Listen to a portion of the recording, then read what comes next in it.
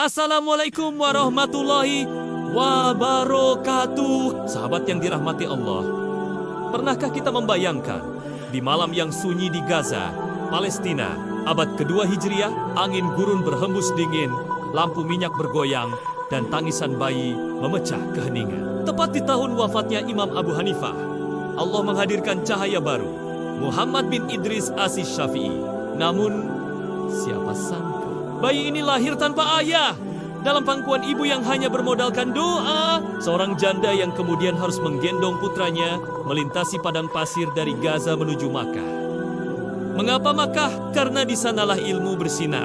Dekat Ka'bah, dekat para ulama. Di Makkah, Syafi'i kecil tumbuh dalam kemiskinan yang mencekik. Bayangkan, saat anak-anak lain menulis di kertas papirus, ia menulis di tulang belulang dan pecahan tembikar. Rumahnya lebih mirip gudang tulang ketimbang rumah ulama masa depan. Aha! Si anak yatim menulis di tulang kambing.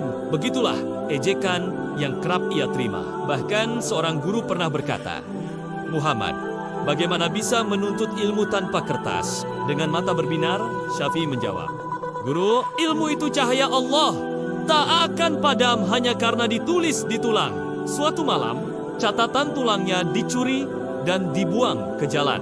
Hatinya remuk, tapi ibunya memeluk dan berbisik, "Nak, biar saja dunia menertawakan. Kelak, namamu akan terukir dengan emas." 7 tahun, usia yang mengubah segalanya. Syafi'i kecil berdiri di masjid, melantunkan Al-Quran dengan suara yang menggetarkan hati. Para pencemooh terdiam. Bahkan, gurunya terperangah. Astagfirullah. Bocah tulang kambing ini hafal 30 juz.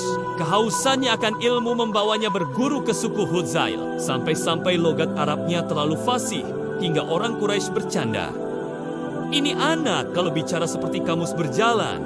Puncaknya saat ia menghadap Imam Malik di Madinah, membaca Al-Muwatta dengan sempurna hingga sang guru berkata, "Wahai Muhammad, engkau akan jadi cahaya umat." Yang menggelitik, ketika menjadi guru besar di Baghdad, murid-muridnya datang dengan tinta emas dan kertas mahal. Syafi'i tersenyum.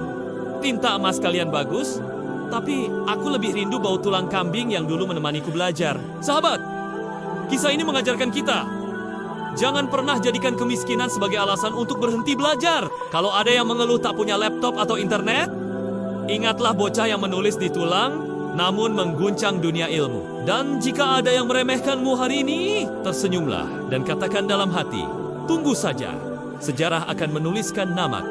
Mungkin di buku pelajaran kalian, atau bahkan di status media sosial kalian. Semoga kisah ini menginspirasi kita semua.